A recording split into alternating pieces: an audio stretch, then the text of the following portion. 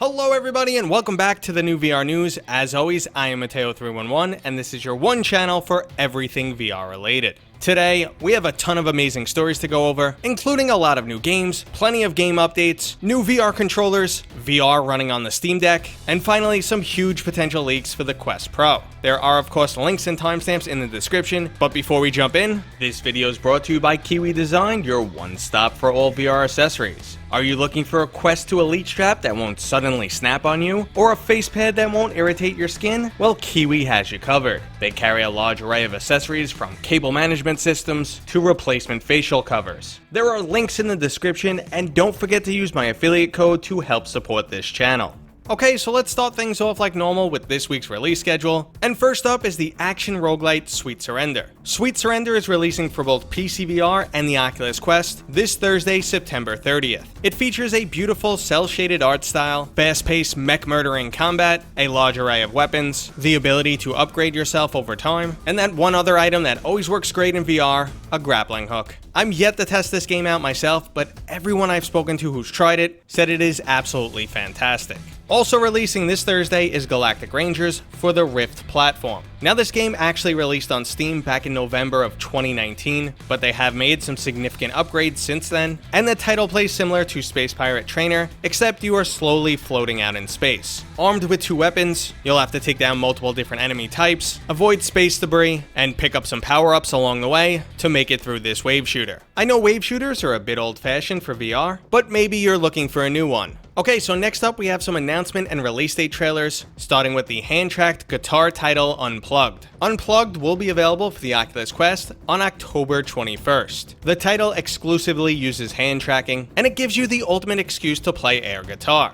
I have already tested a demo for Unplugged, and I will say there are a lot of aspects that impressed me, but I'm not sure if this game is right for me. Also releasing for the Oculus Quest in October is the party game title Loco Dojo Unleashed. It features 16 different mini-games that you can play solo or in online multiplayer. Now Loco Dojo is actually a classic PC VR title that dates back to 2017. On both the Rift and Steam platform, it has plenty of positive reviews, with the major complaint being there's no one online to play with. So let's hope the release of an Oculus Quest version helps to change that. And finally, we have an announcement trailer for Ultra Wings 2, which is coming to both PC VR and the Oculus Quest. We're gonna have to wait a little while on this one, as it's not scheduled to release until February of 2022, but this sequel plans to deliver an open-world aerial adventure that was made for VR. If you're playing on PC, you'll have the option to use a HOTAS or gamepad. There's 5 unique aircrafts, and a highly diverse array of handcrafted, highly engaging missions. The original Ultra Wings came out in 2017 and maintains a very positive review status. Okay, so let's move into some game updates, starting with the Zero Caliber Survival Mode content update. This actually released 4 days ago, and now we have a new defense-based game mode, a new gun, new scope, and 3 new weapon skins. Since releasing on the Oculus Quest, Zero Caliber Reloaded has already received 6 updates, this being the first major content update, but the developers have promised us that more are on the way. So if you already love this game,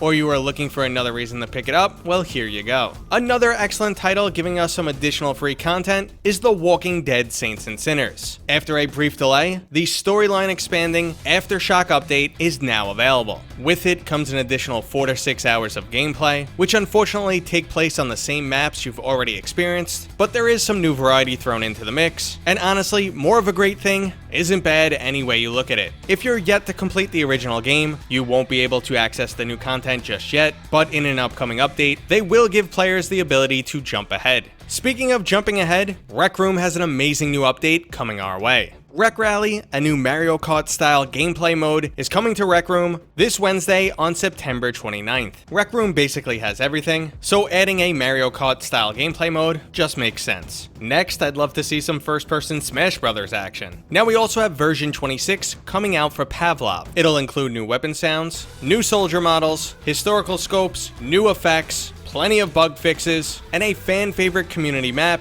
is being turned into an official new game map. Pavlov still remains the undisputed PC VR multiplayer shooter, and it's updates like this that keep bringing players back. I also want to give a shout out to the amazing developer Dave Vills. Anytime I've ever shot him a random message, he's always taken the time to respond, and it's clear to see he's passionate about this title. Okay, so we have one last tease of an update from Resolution Games that something is coming this Thursday on September 30th for Blaston. The quick drawer update is obviously Western themed, but that's all I could say about it right now, and I guess you're gonna have to wait until next week's news or hear it from somebody else later this week. Okay, so before we move into the juicy hardware news, I just have 2 new game demos for you guys to check out. The upcoming FPS roguelite Outlier from Joyway, the studio that's currently working on many other VR titles such as Stride, now has a playable demo available. This title features RPG elements, fast-paced action, and some VR-specific mechanics. I've been sitting on this title for a little while. I generally like for games to mature a bit before I jump in and have a bad first impression. Well, Joyway clearly thinks it's ready for you guys to check out, so I guess now's the time. Our next demo is for the game Beers and Boomerangs. Jump into a cartoon world, sit back, fire up some burgers, and chug a couple beers. Unfortunately though, you're gonna have to defend those beers from some kangaroos. This is a lighthearted title that's scheduled to release early next year, and you could go ahead and check out the demo now to see if it's your style.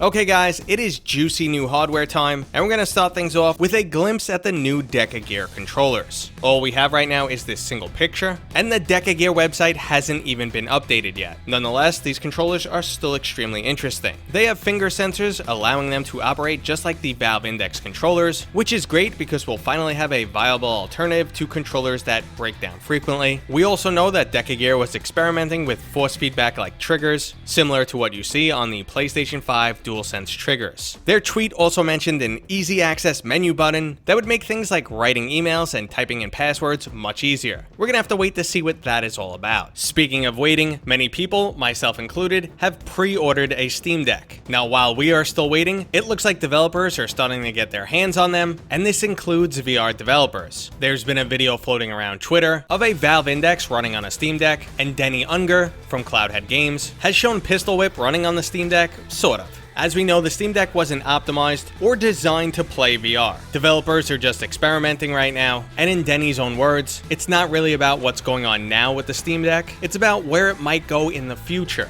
This is a topic I've previously spoken about and speculated on. I said if you were planning to run VR on a Steam Deck, the experience wasn't going to be great, but this could be the groundwork for a standalone Valve headset. And just so you know, in this video, it looks like they got everything running great with Pistol Whip, but it's actually not outputting anything to the Valve Index, and you're just looking at the mirror view. So obviously, there's still a lot of work to be done. Okay guys, let's move into the main topic, which is a huge Oculus Quest Pro leak. Now, if you're looking for a very specific technical breakdown, that's not usually what I do on this channel. I like to give you the layman's, abridged, Cliff Notes version, and then add in my opinion and some speculation. If you are looking for a lengthy technical breakdown, I will include some links, one to sadly it's Bradley's latest video, and another to Basti564's. So everything I'm about to go over comes from potential leaks that were posted on Reddit, official patents from Oculus, and data mined information from the latest Oculus updates and firmware. Everything here tracks with previously discussed information on this channel, except for the fact it looks like we might get 2 separate headsets and 2 unexpected new features. The first one would be new ringless Oculus Quest controllers that have built-in cameras and their own processor. This would allow the controllers to remain tracked no matter where you place them, and the ringless design is obviously sleeker and less bulky. Now obviously this will severely impact your controller battery life, and that's most likely why we saw references to a new charging station. Now we previously spoke about the fact that the Quest Pro would include cameras for eye tracking and facial tracking, but it looks like we're also getting an additional front-faced high-resolution camera for AR applications. Now I do see some speculation going around on a Quest 2 Plus and an Oculus Quest Pro. I'm not officially sold on this just yet, but one thing I am becoming certain of is Facebook always delivers us some type of surprise. Not only are they looking to fix some of their known issues, like tracking blind spots, a less than robust Elite strap, the underclocking of an XR2 chipset, but they're also looking to deliver whole new features. It makes sense for them to go the AR route because we know Apple is getting into the ring soon, and they haven't hidden the fact that they're interested in AR, which is currently a mountain of untapped potential, and honestly I think these new features are going to be amazing. The only thing I really want that isn't practical right now is just some additional horsepower. The separation between PC VR and the Oculus Quest is still a huge sticking point for me, but it honestly looks like Facebook is doing an amazing job to upgrade this technology and incorporate amazing new features. But like I said guys, this is just the cliff notes. There's actually a lot more information in these recent leaks, and I do encourage you to check out the links I have in the description, but these are the items that I found most interesting and should cover what the average person is looking for. But we most likely won't know anything for certain until Facebook Connect on October 28th.